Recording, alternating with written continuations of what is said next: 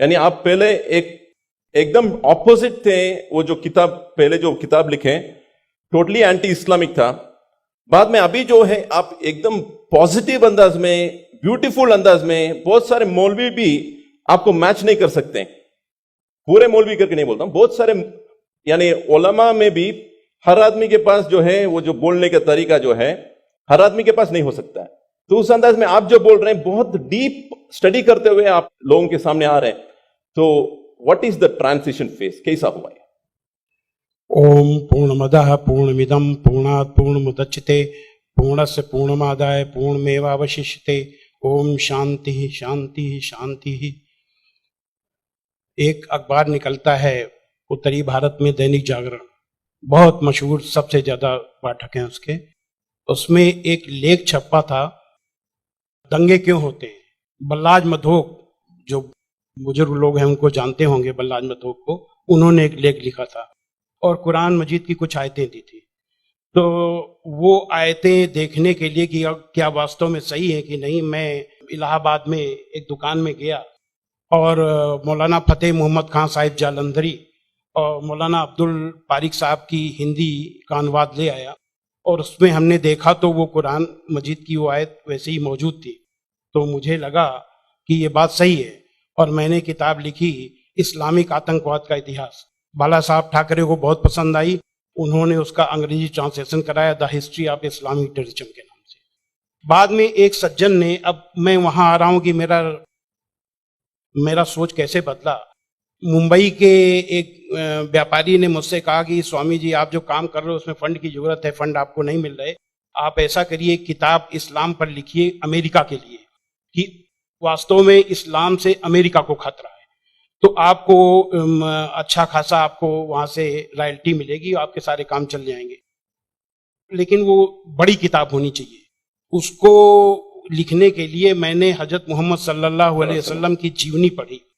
जब जीवनी पढ़ी तो जो कुरान मजीद की आयतों को मैंने आतंकवाद से जोड़ा था कि इन आयतों की वजह से आतंकवादी बनते हैं, लेकिन जीवनी पढ़ने के बाद मुझे लगा कि ये आयतें आतंकवाद को रोकने के लिए हैं, आतंकवादियों को। सुभान अल्लाह। क्योंकि उनमें जो युद्ध का आदेश था वो आतंकवाद और आतंकवादियों के विरुद्ध था। तो मुझे लगा कि मुझसे बहुत बड़ी गलती हो गई, एक धर्माचार से ऐसी गलती नहीं होनी चाहिए। और वो गलती क्यों हुई? वो गलती का जिम्मेदार मैं नहीं था, उस गलती का जिम्मेदार अनुवाद करने वाला था, जिसने ये नहीं बताया कि आयत का मतलब कैसे समझें। किसी भी, हम यहाँ जो गैर मुस्लिम भाई होंगे उनको मैं बताऊं कि आयत का मतलब समझने के लिए जरूरी है कि आयत क्यों और किन परिस्थितियों में आई। ये जब जानेंगे तभी सही अर्थ मालूम होगा। तो ये जानने के बाद मैंने एक दूसरी किताब लिखी, इस्लाम आतंक या आदर्श, यानी इस्लाम में आतंक नहीं, आदर्श ही आदर्श है। और इसका हम दूसरा उदाहरण और हम दे रहे हैं क्योंकि हमने एक दूसरी किताब भी लिखी है। एक बार मैं जा रहा था, अभी थोड़े दिन की बात है, तो एक सज्जन से मेरी बातचीत होने लगी। मैंने कहा इस्लाम में आतंकवाद है ही नहीं। तो उन्होंने क्या किया, अपने मोबाइल में दिखाया एक इंटरनेट से कि आज से 100 साल पहले ब्रिटिश पार्लियामेंट में एक भूतपूर्व जो प्रधानमंत्री विलियम ग्लैडस्टोन थे, उन्होंने कुरान मजीद को लहराते हुए उसके बारे में कुछ नेगेटिव चीजें कही थी। तो मुझे बिल्कुल अपनी बात याद आ गई कि जैसे मैंने गलत समझा वैसे विलियम ग्लैडस्टोन ने भी गलत समझा, और उसके जिम्मेदार वो नहीं, अनुवाद करने वाले थे, क्योंकि उन्होंने सही अनुवाद उसको सही ढंग से एक्सप्लेन क्यों नहीं किया। तो मुझे लगा कि अब इस पर भी एक किताब लिखने की जरूरत है। तो मैंने एक दूसरी किताब लिखी है, कुरान जीने की कला। वो अंग्रेजी हिंदी में है, वो छप चुकी है जामिया नगर में, जो जमात इस्लामी के मरकज से छपी है। अंग्रेजी में इस्लाम एंड आर्ट ऑफ लिविंग के नाम से अंग्रेजी में भी छपेगी। अब इन सारी चीजों जो मैंने इस्लाम को देखा, कुरान को देखा, उसके हिसाब से मैं एक छोटे से निष्कर्ष पे पहुंचा कि इंसान में इंसानियत लाने के तरीके का नाम इस्लाम है। और ये जुमला नहीं है, ये जुमलेबाजी नहीं है कि मैं अपने तरफ से मैंने कोई एक मुहावरा कह दिया, एक जुमला फेंक दिया। ये बात दलील के साथ मैं बताऊंगा। और मैंने दलील के साथ देखा है, ये इंसानियत के दुश्मन है। काम, क्रोध, मद, लोभ, मोह, ये दुश्मन है। और कुरान मजीद में इन सब के लिए बहुत ही बड़ी बुराई बताया गया है और रोक लगाई गई है। पहले एक चीज हम काम को ले लेते हैं। काम यानी कि किसी भी महिला को, किसी भी औरत को अपनी बीबी को छोड़ करके और दुनिया की जितनी महिलाएं हैं उनको अपनी मां, बहन, बेटी समझना, ये कुरान में बहुत ही सख्ती से पालन करने के लिए कहा गया है। अभी तक आप लोगों ने देखा होगा कि जो गैर मुस्लिम भाई हो सुने कि किसी भी मर्द को देख करके औरत को अपनी निगाहें नीची कर लेना चाहिए, लेकिन कुरान का क्या हुक्म है?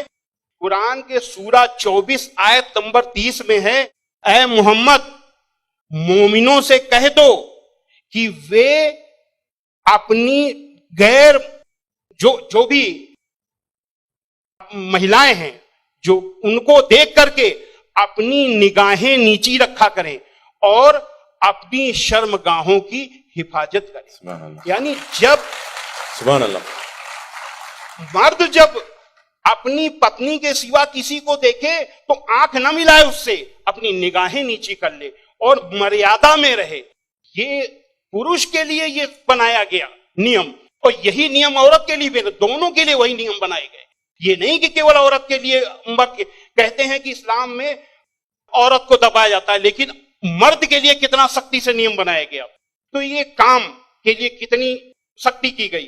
क्रोध, गुस्सा के लिए सबसे पहले गुस्सा का तरीका इस्लाम में इतना आसान बताया गया कि देख करके मैं सबसे ज्यादा प्रभावित हुआ। कहा जाता है अगर गुस्सा अगर किसी का रुक जाए तो वो पूरा संत बन गया, साधु बन गया।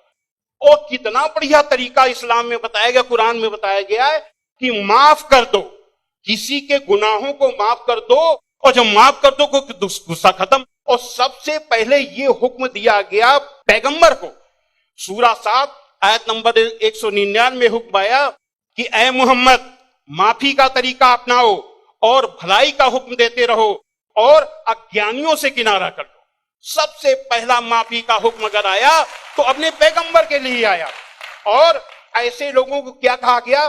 सूरा 3 आयत नंबर 134 में अल्लाह का हुक्म है कि जो लोग तंगी और खुशहाली की हर हालत में अच्छे से अच्छा काम करते हैं और गुस्से को रोकते हैं और लोगों के गुनाहों को माफ करते हैं, तो अल्लाह ऐसे लोगों को पसंद करता है जो ऐसे अच्छा से अच्छा काम करते हैं। हजरत मोहम्मद सल्लल्लाहु अलैहि वसल्लम पर कुरान उतरी, उतरने के बाद आपके दिल में उतर गई, दिल में उतरने के बाद आपके कर्मों में उतर गई। आपके एक एक कर्म कुरान में अल्लाह के हुक्म के अनुसार हुआ करते थे। आपने पहले खुद अपने आचरण में लिया, अपने अखलाक में लिया, तब दूसरों को बताया। फतेह मक्का के दिन वो अबू सुफियान जो आपके खिलाफ मक्का की एक एक लड़ाई में आपका के खिलाफ नेतृत्व करते थे, जब वो सामने पड़े फतेह मक्का के दिन, तो हजरत मोहम्मद सल्लल्लाहु अलैहि वसल्लम ने कहा कि आज अबू सुफियान को माफी, और जो अबू सुफियान के घर में दाखिल हो जाए उसे भी माफी। आज जो अपने घर के दरवाजे बंद कर ले उसे माफी, जो मस्जिद में चला जाए उसे भी माफी। अब आप सोचिए, जिस मक्का में कदम कदम पे आपका विरोध था, कदम कदम पे आपके रास्ते पे रोड़े अटकाए गए, और जो 10,000 लोगों की फौज के साथ आप जब पहुंचे तो किसकी हिम्मत थी कि सामने होता? सारे के सारे लोग छिप गए। जब हजरत मोहम्मद सल्लल्लाहु अलैहि वसल्लम ने देखा कि कोई नहीं दिखाई दे रहा, तो बहाना बनाया माफी देने का। ये बहाना क्या बनाया कि जो यहां चला छुप जाए उसे माफी, जो वहां छुप जाए उसे माफी, जो वहां छुप जाए उसे भी माफी। यानी किसी न किसी बहाने सबको माफी, माफी, माफी और माफी। माशाल्लाह। स्वामी जी, आपको रोकना मेरे दिल में क्या है, ख्वाहिश तो नहीं है, मगर मैं पैनल डिस्कशन कंडक्ट कर रहा हूं अभी, इसलिए आपसे एक सवाल भी मैं करूंगा। मैं समझ रहा हूं आपके जो रिसर्च बहुत डीप है, फिर भी एक सवाल मैं आपसे पूछना चाहूंगा। अभी आपको ये रिसर्च होने के बाद क्या आपको ये लग रहा है कि मुसलमान जो आजकल के बहुत सारे मुसलमान जो है वो खुद जितना आपने रिसर्च किए, अक्सर लोग रिसर्च नहीं करें, क्या ये एक वजह हो सकता है? मेरे हिसाब से मैंने जो जो भी मसाइल यानी समस्याएं दुनिया में देखी हैं, उन सारी समस्याओं का पॉजिटिव हल कुरान मजीद में मौजूद है। बस देखने की जरूरत है। जो ईश्वरी किताबें होती हैं वो बहुत ही रहस्यमयी होती हैं, उनको समझना आसान काम नहीं है। उसके लिए तन और मन दोनों की पवित्रता चाहिए। केवल शरीर नहाया धोया ना हो, केवल शरीर की को पाक करने की ही केवल जरूरत नहीं है, मन को भी पाक करने की जरूरत है। जब शरीर और मन से पाक होकर के आप देखेंगे तो उसका रहस्य समझ में आएगा। आपकी हर समस्या का हल कुरान मजीद में मिल जाएगा। और उसी नजरिए से आज का मुसलमान कुरान मजीद को नहीं देख रहा, इसीलिए समस्याएं पैदा हो रही। Thank you